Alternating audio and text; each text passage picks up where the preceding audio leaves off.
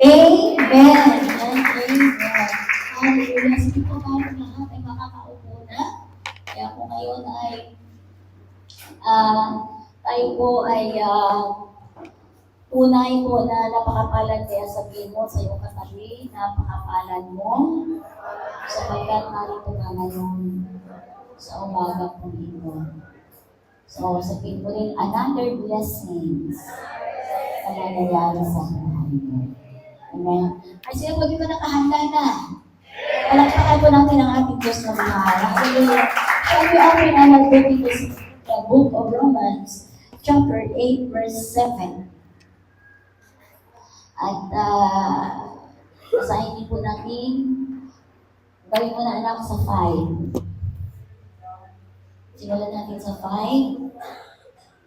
Sige po. Ang sabi po doon, those who live according to the flesh have their mindset on what the flesh desires.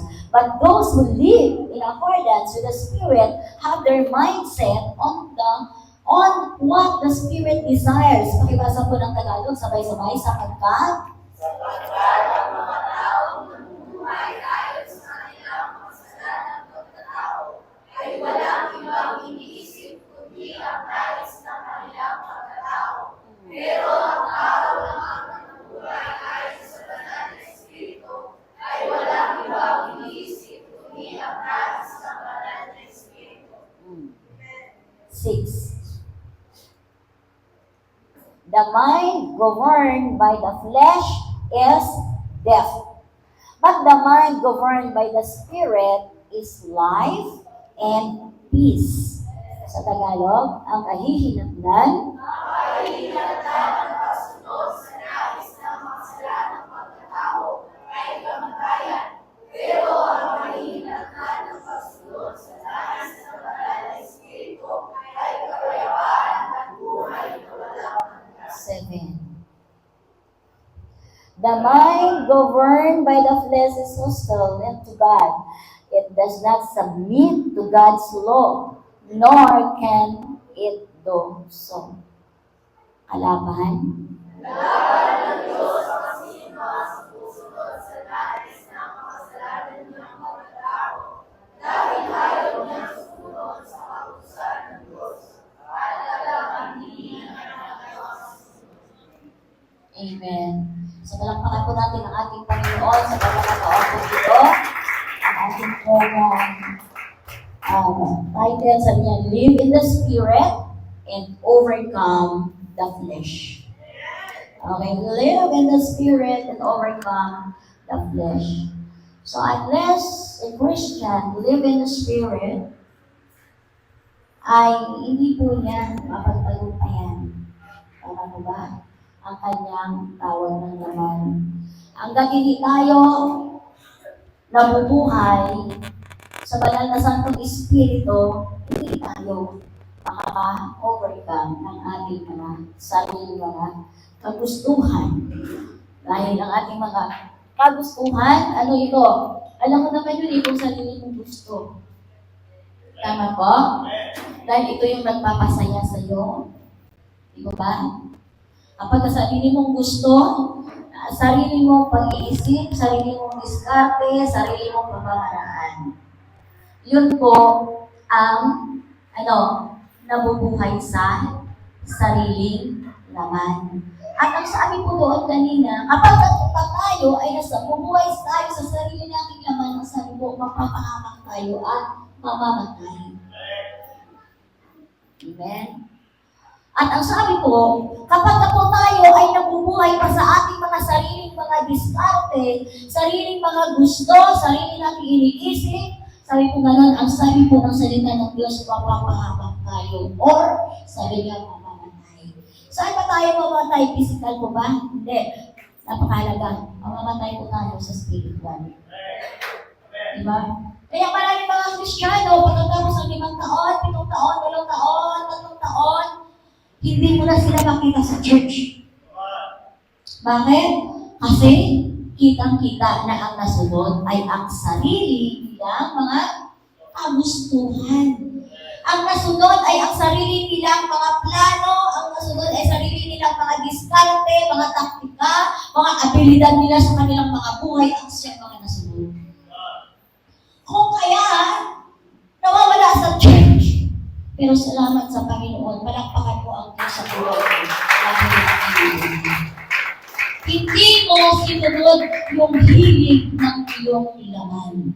Hindi mo pinakinggan ang gusto ng iyong sarili. At you know, church, Christians, alam po ninyo, ang kaaway natin is not the spiritual darkness. Hindi si Satanas. Hindi talaga totoo. Hindi si Satanas. Bakit? Kasi sabi nga, 2,000 years ago, si Satanas, talunda na sa buhay mo. Yun ang katotohanan. Kaya sabihin, tingnan mo yung kapatid mo muna sa Panginoon. At sabihin mo sa kanya, alam mo, si Satanas, wala nang kapangyarihan sa'yo. Diba? At inilagay na siya ng Diyos sa ilalim ng iyong paanan para tapakan. Amen. Pero ang tanong, bakit maraming mga Kristiyano na kapag araw ng linggo ay hindi nakakarating sa church? Bakit maraming mga Kristiyano mas pinipili nila ang mga bagay-bagay sa mundo kaysa piliin ang nagbibigay ng buhay? Alam niyo yung sinasabi ng buhay, ang nagbibigay ng buhay, hindi lang yung everlasting life, nakapagod tayo ng matay physical, magkaroon tayo ng buhay na walang hanggan. Hindi po, hindi lang po doon. Nagbibigay ng buhay, nagbibigay ng ikabubuhay mo. Yun po ang ibig sabihin yan. Nagbibigay ng ikabubuhay mo. So yung ang nakakasaklap at nakakalungkot, yung nagbibigay ng ikabubuhay mo, ang siya po bang pinahuhuli sa lahat. Kaya dapat magbago po tayo mga Kristiyano. Hello? Kaya sabi niya, live in the Spirit. Sabi mo sa iyong katabi.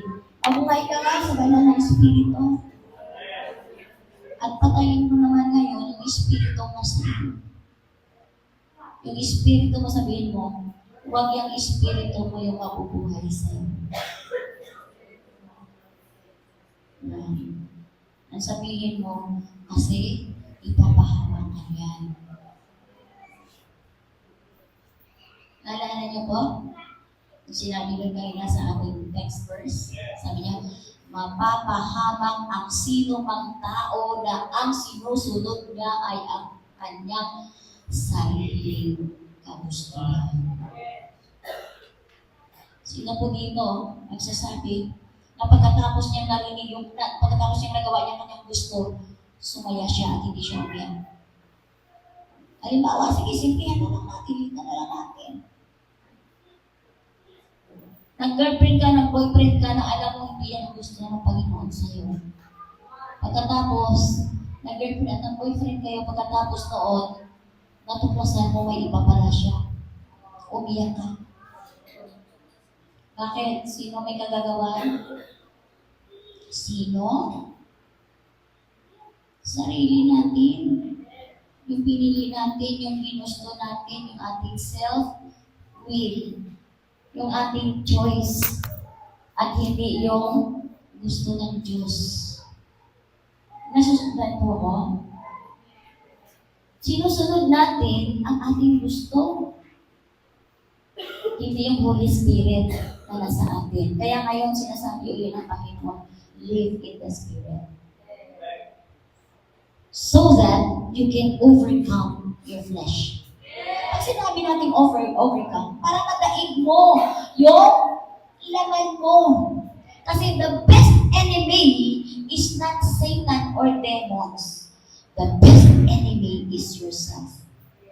Kaya sabihin mo, ang dakila mo palang kaaway ang sarili mo. Are you with me, church? Ang dakila natin kaaway ang sarili natin. Bakit? Kasi yan ang unang-unang nagkukuman sa'yo. Huwag kang mag-church, total, may Sunday pa naman. Mag-unawaan ka lang yan. Pag-trabaho ka, mag-overtime ka, kasi double pay. Pero hindi natin naiisip at hindi natin ninanamnam na ang kabayaran nito ay patungo sa kapahamakan. At ang kapahamakan ay hindi naman nagpigla-bigla. Unti Diyan ka muna. So kapag nakapasok ka na dyan, hindi ka na nananalangin, hindi ka na nag-worship, hindi ka na nakapag-fellowship, dahil wala ka ng apoy, mamamatay ka na. Physical ba? Hindi. Spiritual. Amen? Spiritual. Kaya hindi ka na magtataka after 5 years, after 10 years. Diba? Yung come and go, wala kang commitment sa Diyos. Bakit? Kasi nakikipagdigma ka pa sa sarili mo. Nakikipagbattle ka pa.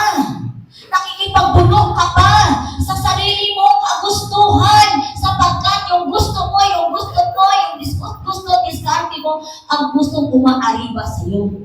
Kung kaya ang Holy Spirit ay natatakpan. Kaya makikita mo, at the end of the day, ang sabi mo, pagod na pagod ka. Sino yung nagsasalita niyan? Pakitaas ang kamay. Magiging totoo lang tayo. Ano yung ginawa ko? Pagod na pagod ako. Wala na akong ginawa. Pakitaas mo ang kamay. Nakaramdam ng pagod? Hindi mo ba? Salamat po sa Panginoon sapagkat mayroong tatlo. Salamat sa Panginoon sapagkat may tunay pang totoo na umaamin. At sino naman po ditong nasasayahan kasi alam niya na siya pa ay pinungalahan ng banal na Santong Espiritu at ang sinasabi niya, Lord, thank you sapagkat sa araw na to, na-overcome ko, kahit meron akong struggle, na-overcome ko, sundin yung gusto mo sa buhay ko. Sino yan? Diba? O isa lang ang tumaas. Paano na itong iba? Wala tayong gitna dito. Liwanag lang to at dilim. Diba? Kaya church, ito yung buhay natin sa ngayon. Kasi kailangan po natin ito maunawaan at maintindihan sa ating mga buhay sapagkat darating ang time. There will be a great falling away in the church. Ano bang ibig sabihin ng great falling away? Marami mga Kristiyano mawawala. Magkakanya-kanya sila ng lakad. Magkanya-kanya sila mga diskarte. Aariba sila sa kanilang mga gusto at mga strategiya. Yung kanilang mga plano ang mangyayari at susundin nila. They will depart from their faith. They will turn their back in the truth, in the word of God that gives life. Nakakalungkot. Ito yung mga bagay. Alam niyo po kung bakit ko pina-stop yung live? Kasi gusto ko magiging intimate. At ang gusto ko, spirit to spirit natin ang makipag-usap sa Panginoon. Dahil maraming ilalaglag, mawawala sa church, hindi dahil kay Satanas, sa sarili nating pagpilit. Sa sarili nating mga ginugusto at paghahangad sa ating mga buhay. Kaya ang sabi po ng Word of God ngayon, sabi niya ganon, kailangan ninyong mabuhay ng ayon sa banal na Santong Espiritu kung gusto ninyong kayo ay mabuhay. Amen? Ano po sabi ng John chapter 14? Verses 7, I am the way. Hindi mo ba din parang sa salita? Ako ang paraan! Ako ang daan! Ay, saan ang ginagawa natin? Mayroon tayong sariling paraan, mayroon tayong daan, mayroon tayong mga kanya-kanya mga pamamaraan. Sumobra yung galing ng tao. Hanggang sa yung Holy Spirit na tinanggap sa buhay ay maset aside na. Alam niyo? Kapag yung Holy Spirit ang na-disregard natin, na-i-ignore natin, alam niyo? Magtataka ka na lang, bakit hindi ako masaya? Sandamakmak, sandalunod na yung pagpapala ko, bakit hindi pa rin ako makakapagpasalamat sa Diyos? Bakit wala man lang nilalagay sa akin ng Diyos ang kagalakan sa mga kanila na ang dami-dami kong pagpapala? Hindi ako makapagsalita, thank you Lord. Sa kabila ng dami-dami kong pinagpapala, bakit hindi na naman ako makinig ng online word of God? Bakit ganun pinatigas ng Diyos yung puso natin, mga kapatid? Online na lang! Hindi mo ba magawa? Masyado ka ng Marta. Masyado ka ng abalang-abala.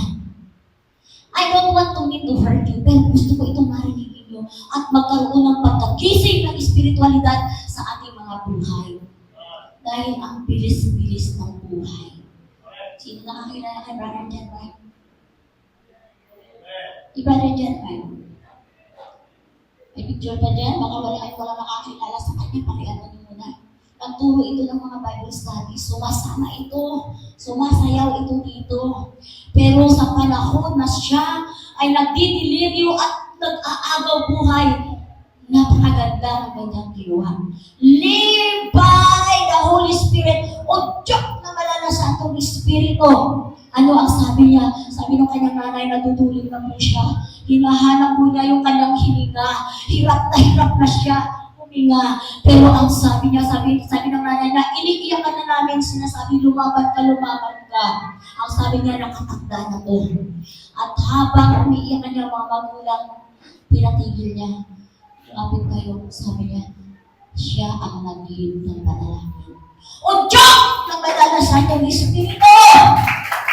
Ayan siya. Katahimik na tao. Walang iba sa church.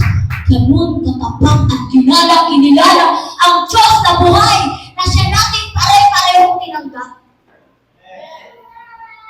Church, sa panahon, sabi ng kanyang ate, dumating ang punto ng nalaman niya na ang kanyang pamangkin may sakit sa kidney.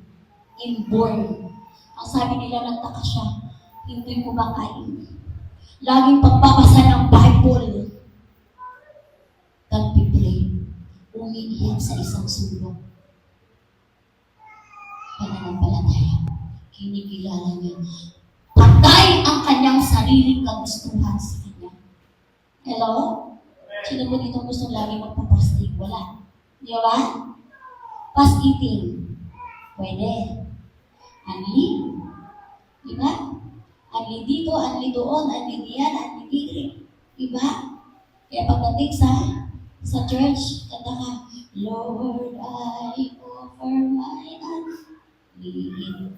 Di ba? Wala ka na. Tapos ang sama-sama pa ng mukha natin. Ang sama-sama pa ng loob natin. Habang pinibigay natin yung mga nararapat sa Diyos na siya naman talaga ang nagbigay sa iyo. Ano sabi na Panginoon? God is good. God gives you the ability to get well. Pero, hindi makita ang Diyos sa buhay mo. Ang gusto lang natin lagi tayo kinukobra, kabig ng lahat ng mga bagay na mayroon tayo sa mundo. Kasiyahan. Di ba? Outing doon, outing dito. Labas dito, labas doon. Pero hindi mo maaasahan at hindi mo makita ang pagmumukha. Online na lang! Wala pa. Ang bihira. Napakasakit. Kuya Eddie. Sabi nga ni Pastor Christian, sabihin mo, kalabigin mo yung katabi mo, tapikin mo, magbagong ka na. Kagaya ni Brother John Mark, handang-handa siya. Harapin. Habang sinasabihin niya, Mak, lumaban ka. Kaya natin to. Ano ang sagot niya? Nakatakda na to, te. Alam ko na to. Sinabi na to sa akin. Kaya kayo, lumapit kayo sa Diyos. Yun ang kanyang word. Alagaan mo ang pamangkin ko. Alagaan mo ang anak mo. Nag-lead ng panalangin. Hanggang sa panalangin nagre-review. Habang nakabuli siya, tinahanap niya yung mga ilang. Panginoon, alisin mo ang lahat ng mga demonyo sa mata sa bahay mo. Lumapit ang aking mga magulang sa iyo. Sabi niya sa akin niya, intimate na nag-usap. Lumapit kayo sa Panginoon. Alam niyo po, talagang sure na langit siya. 101%. Kung nasa morgue na siya, when he gave his last breath, umiiyak sila, yakap-yakap siya ng kanyang mga ng kanyang nanay na bilang tatay. Yakap-yakap siya. Habang mailitigan pa, yakap-yakap. Tinitingnan yung mukha niya, alam mo, nakangiti siya. Nakangiti siya. Assurance, kasama niya ang Diyos.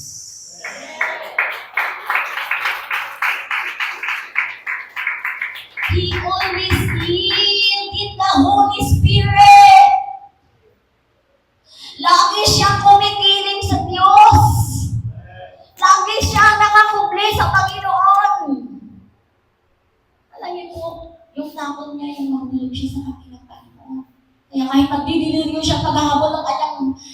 desperate. Ang sigaw niya, Panginoon! Alam niyo, parang si Jesus Christ. Yung ba, sabi ni Jesus Christ sa parakata ko, Father, into your hand I commit my spirit. Tayo kanino natin kinukumit? Kayamanan, na baka bukas, makalawa, lili pa rin yan. Wala ka na. Naalala ko tuloy yung isang salamangkero sa Biblia. Ang sabi niya, Pastor Nico, saan ba yan? Pakiharap nito. Sabi niya doon, itong salamangkero na to, pasara na paki-assist niyo ba? Itong salamangkero na to, si Peter ang kausap niya. Ang sabi niya, ano ang kapangyarihan na meron ka? Bakit ang may sakit? Kadaanan mo lang ay gumaling. Sabi niya, pwede bang papili ako niyan? Sabi niya doon, sa kay Peter. Sabi niya, wala. Hindi ko kayang piliin. Ngayon ang punto sa hindi natin mabibili ang kapangyarihan ng Diyos na kumikilos sa ating mga buhay. At ang kalugtong pa ngayon, kaya sabi niya, ikaw, sabi nyo sa lamangkero, ikaw at ang kayamanan mo ay sama-samang mawawasak. Diba? So, kung hindi po natin pahalagahan yung tinanggap natin sa Panginoon, yung Holy Spirit, na nagiging tahanan tayo. Yan. Sabi niya, pero sumagot si Pedro sa kanya, mawala ka sana at ang iyong pera, sapagkat inaakala mong mabibili ng pera ang kaloob ng Diyos. Taas na sa 19, 18.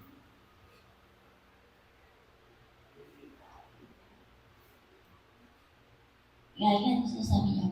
Sabi niya, nakita ni Simon na sa pagpatong ng kamay ng mga apostol sa mga mananampalataya ay natanggap nila ang banal na Espiritu. Kaya, inalok niya ng pera si Pedro at Juan at sinabi, sa ito, bigyan ninyo ako ng ganyang kapangyarihan. Sabi niya, sa iyong salamangkero doon, kausap niya si Peter at si Simon. Sabi niya, para ang sino mang patungan ko ng kamay ay makatanggap din ng banal na Espiritu. Next, 20. Pero sumagot si Pedro sa kanya, mawala ka sana at ang iyong pera, sapagkat inaakala mong mabibili ng pera ang kaloob ng Diyos. You see? Biruin mo yun? Tayo wala naman tayo eh. Di ba? Ito yung katotohanan. Huwag na tayo anong tawag doon? Huwag tayo mag-limot-limutin. Balikan mo yung dating mo. Ano ba talaga tayo dating buhay natin? Wala naman talaga. Ako, nagdidilding nga lang kanin noon sa asin. Pilit pinagkakasya 3 order na kanin. You just imagine that? 7 bibig ang kakain. Wala naman talaga kasi tayo. Ano lang ang meron tayo? Kapangyarihan ng banal na Santong Espiritu. Amen? Yung pinakamalakas ang meron ba? Kaya ano sabi lang sa lamangkerong ito? Napakarami ng pera. Kaya ano sabi? Sabi niya, pabili nga yan. Kasi marami siyang pera eh. Discarte niya yun. Sarili niyang isip, sarili niyang strategy, sarili niyang talent, sarili niyang galing. Wow, galing! Di ba? Pero ano ang nangyari? Ano sabi niya? Ikaw at ang salapi mo, sabi mo ganon, ay mawawala. Mawawala.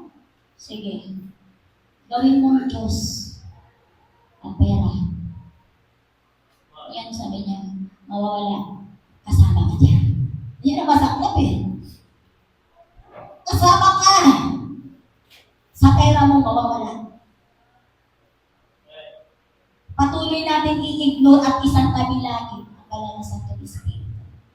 Hindi na yan mapasabali yan. Kasi tinanggap na yan eh. Kaloob na yun sa atin ng Diyos. Regalo na yun sa atin ng Lord. Ang alin? Power. Everybody say, power! Of the Holy Spirit. Di ba? Yun na yun. Kaya alam niyo, church, alam po natin, para hindi natin mapabigyan lagi yung hilig ng ating mga laman, yung ating gusto, yung sarili nating galing, yung ating mga distractive. Galing natin, ano? Magnegosyo. Di ba ba? Kaya natin multiply. Alam niyo yung school, alam ko yan. Sinasabi, Panginoon, wala ang lahat ng bagay na ito. Hindi ko kayang mag-manage ng school. Wala akong karunungan. Pero ikaw meron. Punuin mo ang kaisipan ko, bigyan mo ako ng karunungan para magpatuloy at mapapanghahanaan ko ng maayos. That is pleasing to you. Yun lang ang aking sinasabi. January sinasabi ko, Lord, anong kasunod? Anong gagawin namin ngayon sa church? Hindi ko na alam. Dahil alam ko naman wala akong kakayahan. Wala din akong karunungan. Pero sabi ko, Panginoon, ikaw ang naglagay mo. Mangyari yung gusto mo. Nalagay mo sa akin puso at isipan. Bigyan mo ako ng karunungan. Napahamak pa tayo? Di ba? Hindi naman. Lahat naman dito nagsasabi, gumanda buhay niya pagtaas. Amen? Gumanda buhay natin, tayo sa Panginoon, di ba? Dati naglalakad lang tayo ng maliki, hindi ka pa nakasublay. Pero ngayon, pupunta ka lang ng palengke, kala mo, di ba? Ang ganda-ganda ng postura mo, naka-makeup ka pa. Naka-mascara ka pa. Ha? Di ba ba? Yun ang nagagawa ng Holy Spirit. Amen? Kasi siya yung kaayos natin. Amen? So, anong unang-una para tayo lagi natin makita na tayo ay puspos at tayo nabubuhay sa banal na Espiritu Santo. So, in the Word of God. Magbabad ka. Magbabad ka sa salita ng Diyos. Huwag kang magbababad sa amin. Huwag kang magbababad sa Call of Duty. Roblox. ML. Sige na, labas pa. Ano ba? Tulungan niyo ako. TikTok.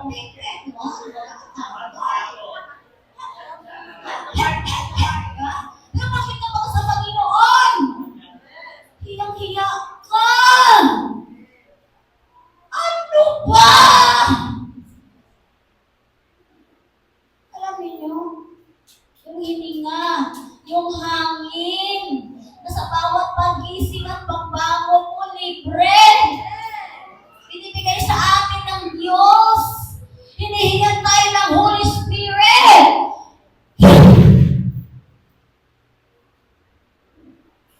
Di ba nag-i-expand ka? Kaya nakakanta ka, pagkagising sa umaga. Yan. Jesus, ikaw ang nasa isip. Kaya ang katawan ko'y punong-puno ng pag-ibig. Diba? Bewang ko'y kumikembot kahit walang pera. Diba? Ako'y nagtsatsa kahit maraming problema. Diba? Nagtsatsa ka in the Spirit of God. Diba? Kumikimbot ka dahil sa banal na Espiritu ng buhay na buhay sa'yo. Pera, talent, ganda, sexy, talino. Sabi niya, ikaw at ang talento mo, pera mo, kagandahan mo, kaseksihan mo, abilidad mo, sabi niya, mawawala kasama ka. Ha? Are you with me, church? Ito yung katotohanan. Ngayon, tingnan natin. Kumusta ang Holy Spirit sa buhay natin? Nagbababad pa ba tayo sa salita ng Diyos? Meeting service nga lang pwede ka namang pumunta rito, hindi ka pa nakarating Mas nararating mo pa kasal. Diba? Ang kasal ay sa Baguio. Ay, nakarating ka doon! Diba? Birthday! Sa Cagayan Valley! Ay, nakarating ka! Mula Hulo hanggang Apari. Nakarating ka. Church, hindi mo narating. 5 kilometro lang. At sasabihin mo, sayang ba sabihin ako? Oh. Hello? Para ka makapagbabad ang salita ng Diyos. Kaya alam niyo, bakit kapag ka-unli ang galing natin? Ito, doon, unli, kahit unli yun, may bayad pa rin. Pero yung Word of God, walang bayad. Magpapalakas sa'yo. Magpapaganda sa'yo. Tinatataparan natin. Hindi ako maatin kasi may tampo ako. Bakit madamay ang Diyos sa tampo mo? Nagtampo ka sa kapatid mo sa Panginoon. Pati sa Diyos pagtatampo ka. Katwiran yun. Nasaan ang Holy Spirit? Kaya sabi nga, para hindi natin masunod yung ating sarili, soft in the Word of God. Magbabad ka ng salita ng Diyos kasi yan ang problema natin. Sa church ka na lang, sa church ka na lang nakikinig, ang ginagawa mo ba makikipag-usap ka pa, makikipag-tulong ka sa tabi mo. Sa loob ng isang linggo, sa loob ng isang buwan, 4 na linggo, 2 lang dyan ay natinan mo, pagdating mo dito, makikipag-kwentuhan ka pa. Gagala mo pang isip mo, ang ginagawa niyo, mga galaw dyan. Habang nangangaral ako dito, pumutol na yung litik. Nasa kagustuhan ko ay ma-impart sa inyo at mapaunawa. Ang gustong gawin sa buhay ninyo. Diba? Ang totoo yung nagwawanduling, naglalakbay ng Espiritu natin. And I pray na wala dito. In Jesus' name. Palakpayan natin ang Lord. Pangalawa. Sige po. Bakit kailangan natin mag-soak tayo sa Word of God? Kasi ito ang magpapalaya sa atin. Amen? Dahil ito yung ilaw. Diba? Subukan ninyo, pagputol mo yung mga kuryente ninyo sa bahay ninyo walang ilaw. Makakagawa kayo sa loob ng bahay, mapapaganda nyo yung inyong silid, mapapaganda ninyo, mapapapinulit kayo. Magkakaintindihan kayo sa loob doon. Na nakakapagkwentuhan kayo ng ayos to ayos kapag wala kayong ilaw. Ganun din sa salita ng Diyos. Diba? Kapag walang salita ng Diyos na laging nakababad sa ating mga puso, paano ka hahakbang sa araw-araw na buhay mo? Paano mo lalabanan ang lungkot, ang kagipitan, diba? Ang pagtitiis, ang kahirapan? Paano mo yan ang lalabanan kung hindi ka nagbababad sa salita ng Diyos at ikinatatamaranan mo? Alam niyo po, church, ang lahat ng paraan ginagawa ng Diyos para ikaw at ako ay huwag humiwalay sa Panginoon. Kahit hanggang online, sa cellphone lang, makikinig ka lang dyan. Hindi ka natin nagawa, patawarin ka ng Diyos.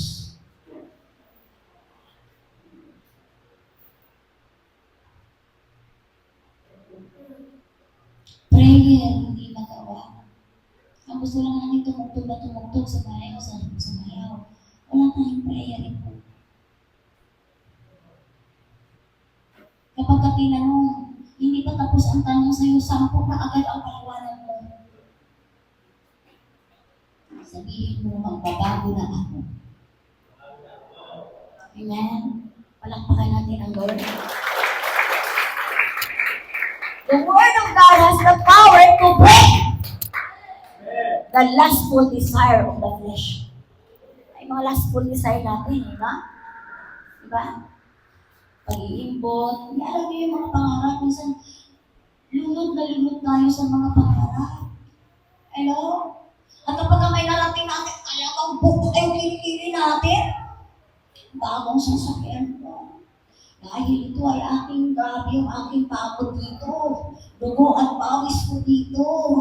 Diba? Kung ang pinipili mo, ang hindi mo na naiisip, binigyan ka ng hininga ng Diyos. Araw-araw, lakas binabangon, tinatayo ka. Gumagalaw ang mga kamay mo para sa abilidad mo, para ka kumita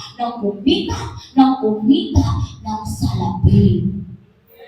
Tapos ang ginagawa natin, ang labas, kaya nawala ng papel ang Diyos. Kaya sabi niya, you need the Word of God to break the lustful desire of this one. Pangalawa, you need to fast and pray. Fast and pray consistently. Yan ang sabi niya. Psalm 69:10. Sabi niya, your flesh will fight you when you fast and pray. Ang lahat ng bansa,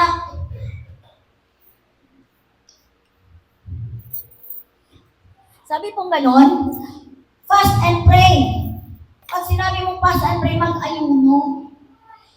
Hindi fast eating. Hello? Hindi fast eating, fasting and prayer. Diba? Fast and pray consistently. Pag sinabi consistently, lagi-lagi. Kahit wala tayong gagawin, kahit wala tayong gagawin, mag-set aside tayo.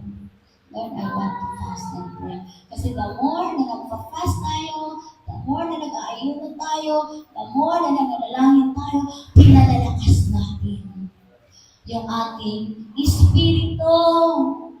Amen.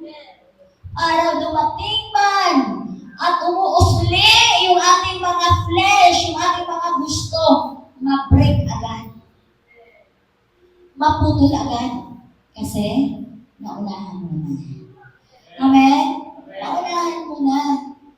Kaya sabi ko gano'n, kapag ako'y umiiyak at nag-aayuno, hinihiya nila ako. Sabi ko gano'n. Alam niyo, itong bagay na to, sinasabi po dyan, when I weep and fast, I must endure storm. Alam niyo yung say endure storm, marami po yan kasi mga puso. Lalo na kapag kaalam na ikaw ay nagpi-prayer and fasting. Andiyan yan yung binuto na masarap.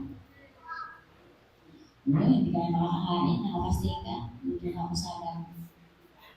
Fasting ka, mag-ano ako, magkikristi pata ako. Diba? Ay, hindi nito gusto. Diba? Pero ito naman, sabi nga, mas lalo mong pinalalamas ang Espiritu niya. Okay? At nakikita mo, na-witness mo, na ang linaw-linaw na ang Diyos ang kasama at gumagabay sa iyo.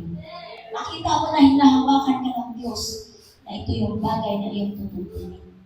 Amen? So, fast and pray. Sino po dito nagpa-fast? Eating. Nag-aayon mo. Wala po. Yan si Sister Rachel. Diba? So, baliin po natin ito. Amen. So, fast and pray. Kailangan natin ito. Bakit? Kasi, kapag tayo ay nananalangin, amen, at nagpa-fasting, sabi ko ganon, yung ating laman, humihina. At ang espiritu natin, lumalakas sa Panginoon. Amen. Third, dito po tayo matatapos. Colossians chapter 3:16. Soaked in anointed and biblical songs. Colossians chapter 3:16, sabi niya, itanim ninyong mabuti sa mga puso nyo ang mga aral ni Kristo. Palalahanan at turuan nyo ang isa't isa ayon sa karunungang kaloob ng Diyos. Umawit kayo ng mga salmo, himno, at iba pang mga awiting espiritual na may pasasalamat sa Diyos sa mga puso. Amen. Church, ngayon, ito ngayon lang ito ni sa open lahat. Bata ka man, matanda ka man, lalaki ka man, babae ka man. Diba? May talent ka, umamit ka sa Panginoon. Sumayaw ka sa Diyos. Amen? Huwag lang mapagbigyan yung sariling laman natin. Ito yun, para mo ma-offer ka yung sarili mo. Diba?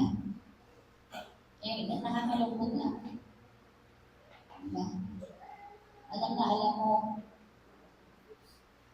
yung pag nagbibigyan tayo ng worship sa Panginoon, nag-i-stay tayo, nakapaloob tayo doon sa power ng Lord, sa Kanyang presence. If you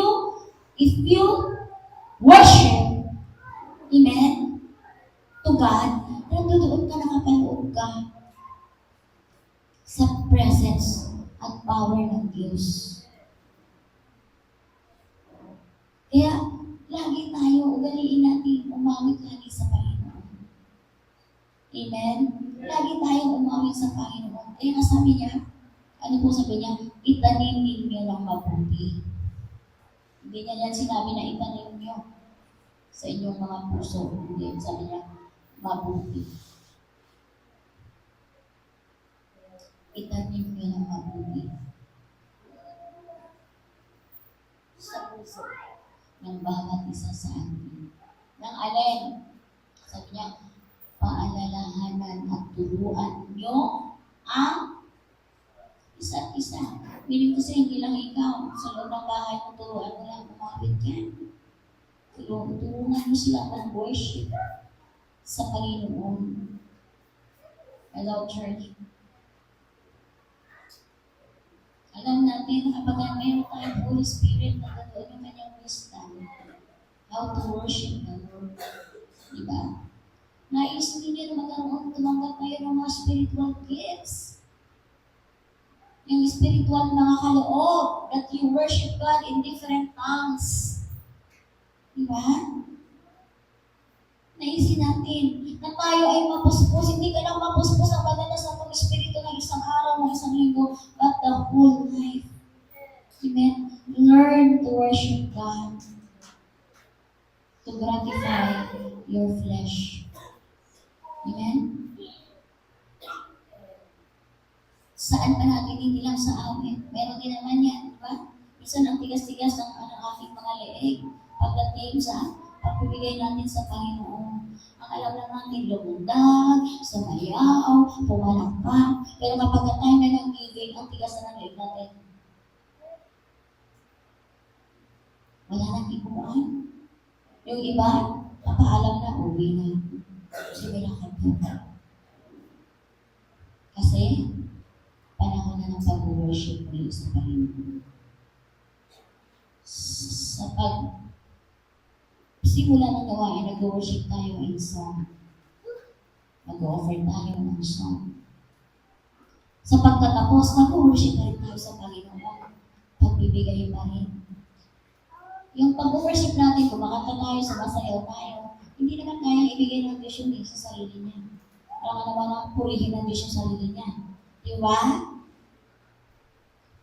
Kaya nga, di ba, iisa ang dalawa. Diba? So, sino pupuri? Tayo, nilikha niya.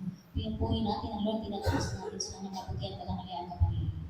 Sa kanyang katapatan. Doon tayo nagbibigay. Doon natin nire-release yung ating mga pagsayaw, pagsamba. Sa last part, ng ating pagtatapos ng gawain, nagbibigay pa rin tayo. Sa paanong paraan. Kung paano tayo binigyan ng Diyos. Ng mga bagay na meron tayo. Pero ang ginagawa ng marami, naku, tanghali na, 11:18 na.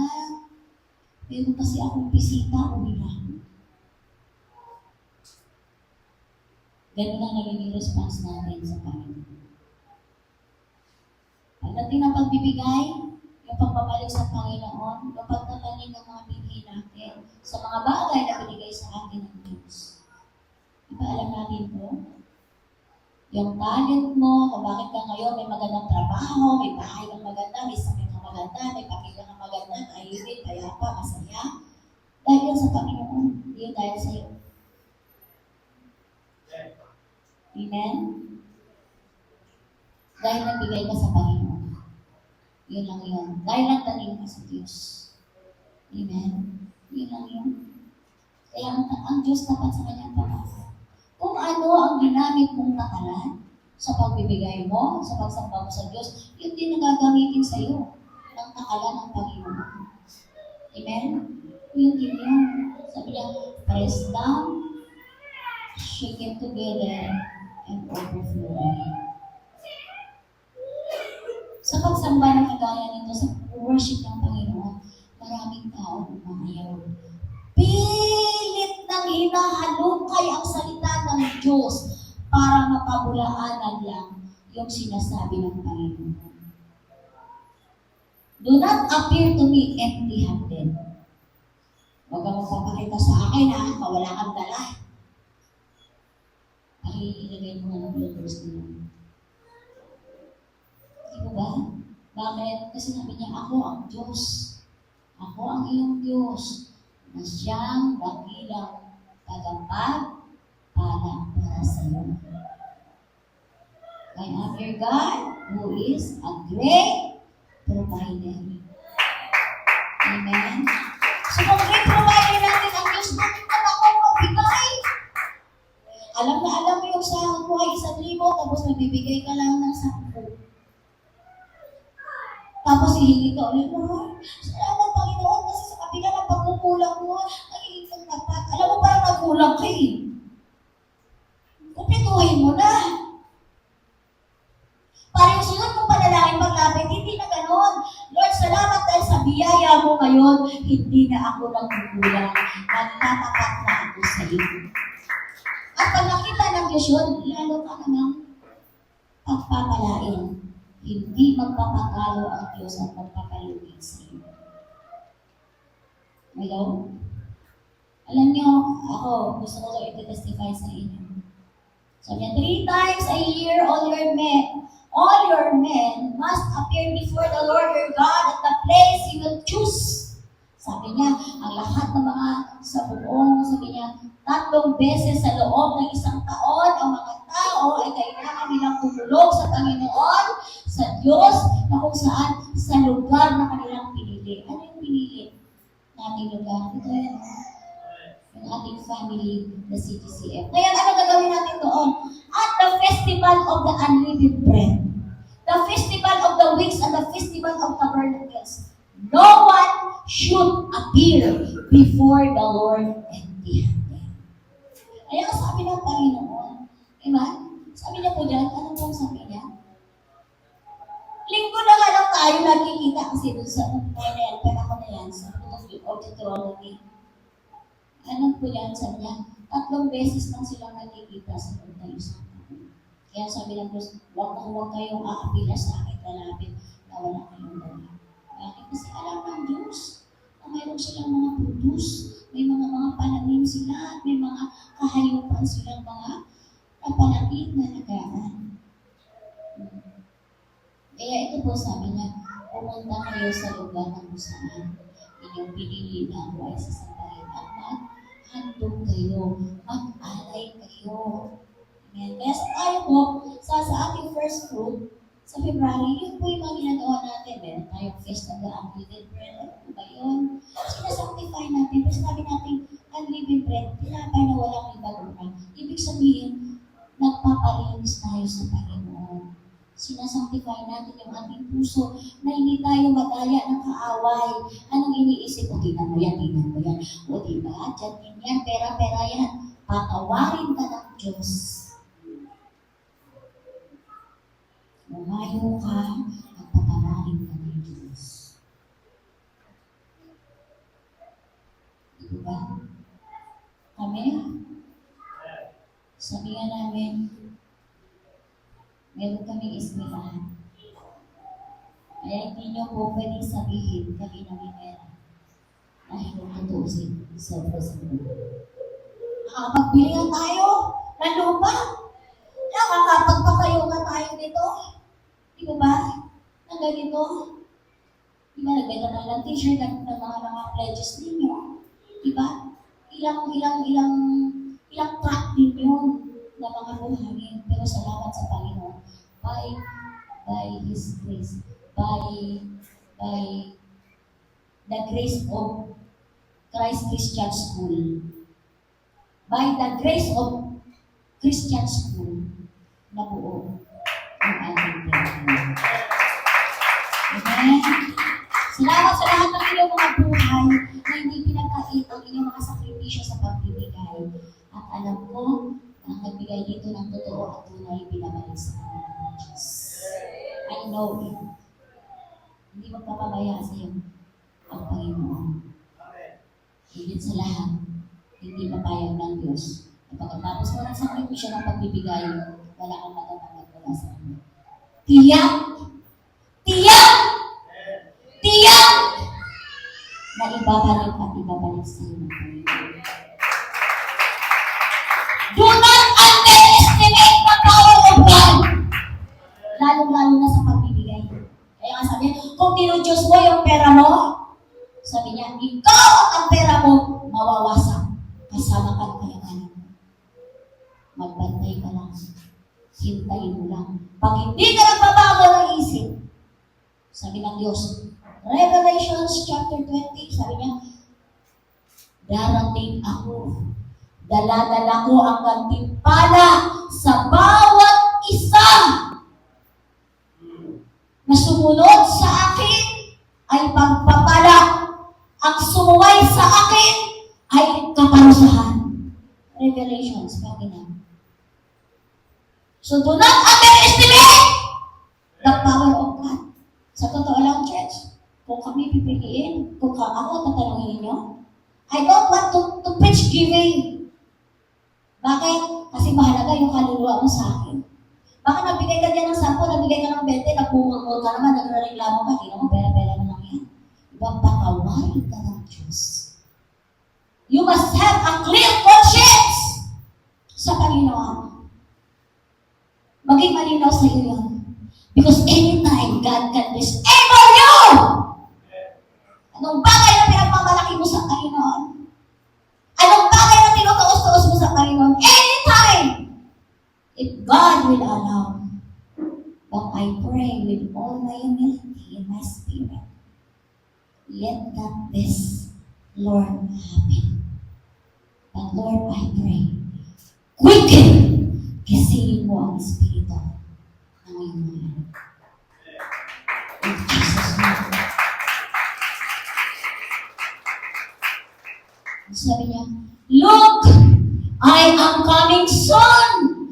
My reward is with me, and I will give to each person. Sabi niya, bawat isa. Hindi niya sinabi niyan buong si GCF. No, individual. Ikaw. Individual. Each person according to what they have done. Anong iniisip mo? Ano yung motibo mo? Ano yung ginawa mo? Kaya nga sabi ng salita ng Diyos, di ba? Ang salita niya, mabisa, buhay at makapangyarihan. Nalalaman niya at nalalaman at nakikita niya, nababatid niya maging ang pinakailalim ng sinasabi ng puso mo sa Diyos. Ibig sabihin, wala kang maitatago sa Panginoon. Lahat ay hayag. Why? Because the Spirit of God says so. Nagsasalita ba na Espiritu kung saan may Espiritu ng Diyos. Kaya kayo titingnan ko kayo isa-isa dito. God says so. God says so. So do not underestimate the power of God. Matakot po tayo sa Diyos. Overcome your flesh desire. Break your flesh desire. Kasi yan yung gusto lang ang mga sarili. Di ba? At ang maraming Kristiyano, ang akala nila kababasan sila kapag nagbibigay sa Panginoon. No? Sige nga. Ako number 1 yan, magpapatunay. 3 order na kanin. Ang ulam namin mantika. Ito hindi ko ito kinakahiya for the glory of God. Sabi ko sa mga anak ko, isang kalahati ako kanina, si JB, si Christian, si Ron, si Lino. Ang tatlong order na yan ng kanin, hindi ko pa pinili. Inutang ko pa yung kanila ulam. Sino kilala kayo ulam? Nakakalit kalahati. Isiset aside. Pero, kapag tumawag yung pastor ako, nako, mayroon tayong gawain. Pwede ba magpalala ka? Wala na yung question ng amount. Kahit yung tinatabi ko ng pabili ng pambayad ng kuryente. Puputin ko. Walang agam-agam. Hindi ko iniisip kung mapuputulan ko o hindi. Basta bahala na sa Diyos ko ito ginagawa. Wala bang due date ng kuryente ko, nabigay na ng Diyos sa sobra. Hindi ko alam kung saan ang kagaling. Salamat sa Panginoon sa mga tao na ginagawa. Hindi kahit kailan magpapatalo ang Diyos sa pagbibigay sa iyo. Maging totoo ka lang at clear ang conscience natin. Hindi tayo nalulungkot. Bakit?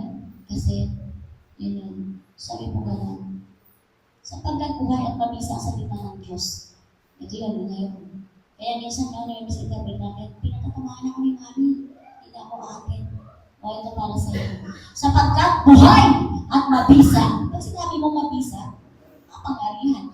Ang salita ng Diyos, sabi niya, higit na matalas kaysa anumang espadang magkabila ang talim.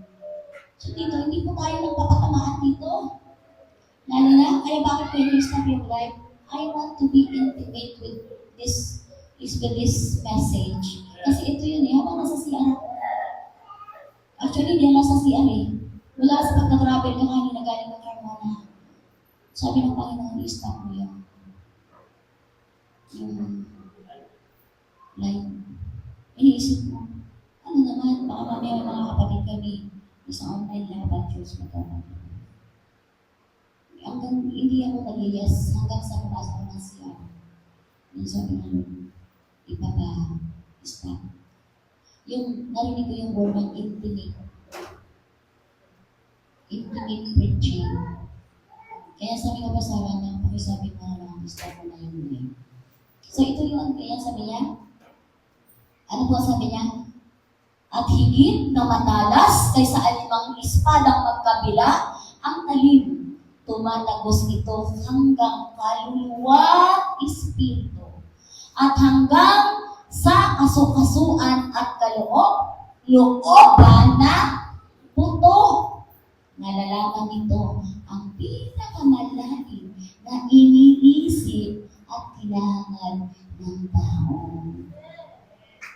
Kaya habang tayo nakikinig yan, sabi niya, nalalaman nito ang pinakamalalim na iniisip at hinahangad ng tao. Amen? Kaya church, wala po tayong may tatago sa Panginoon. Bakit ang tao nagiging negatibo ang kanyang kaisipan, nagiging negatibo at naging lagi siyang tanong dahil nabubuhay siya sa kanyang sarili. Gusto, pamamaraan. Yung fleshly desire. Lagi niyang magagratify, lagi niyang susunod. At nasisit aside ang Holy Spirit. Kaya anong ginagawa natin? Pag napagod ka, maglalasing ka na lang. Ilang mga muna ka lang, buti. Pagparo lang. Biglang mga ako dyan, beer. Pampantawag mo. Ano kayo na? Yung madalas yung inom na sa isang bote. Tapos sa susunod araw, ay dalawahin na lang pala. Kasi parang kulang. Diba? Di ako makatulog. Gawin ko ng 3. Diba? So, ano yun? Unti-unti kang pinapaon ng sarili mo gusto. Kaya kakanta ka na lang. Gusto kong kumain pero di ko magagawa. Diba? Kasi nga, lagi mo sinusunod yung gusto mo. Hindi yung gusto ng Diyos. Kaya ngayon, kakaba-kaba ka. Diba? Alam mo yung pagka kinakabahan ka, ibig sabihin, conviction yun. Hindi ka natatakot. Hindi takot yun. Kinakabahan ka kasi kinukonvict ka. Kasi yung Holy Spirit na sa atin. Hindi naman na umaalis. Tingnan mo, kapag nagsinungaling ka, kaagad meron kang kaagad ng justification. Are you with me? Diba? Nagsinungaling ka. Meron ka agad pangangatuwiran. Kasi, kaya ganun. Meron ka kasi conviction. Pero kung wala kang conviction, okay lang yun. Patuloy ka pa yung pagsisinungaling. Kasi walang conviction. Pero kung meron ka ng pinapaliwanag, i-explain, ibig sabihin, may Holy Spirit ka na nagpo-convict sa'yo. Kasi, ano naman kasi, patalahin naman ako ni Lord, ngayon lang naman. Marami ka lang mga ginagawa. So, church, ito yung time sa ating pananampalatayang pagsunod sa ating Panginoon. Kailangan natin patayin. Ang alin? Ang ating sarili. Ginawin natin, baka mamaya pagdating mo sa bahay, magsaksak kayo ha. Mag-suicide kayo, hindi po yun ang aking binigin. Ibig sabihin, patayin na natin ang sarili natin gusto. Yung ating mga choices, mga ineng, mga pinipili natin. Diba? Ang choice mo, kung choice mo mag-aral ka. Huwag mo pagsabayin mag-boyfriend at mag-aral. Mag-aral ka. Diba? Huwag mong bigyan ng kaano yung sarili ka gusto. Pagkos yung gusto ng Diyos na mangyari sa buhay natin. Siya ang Diyos niya na.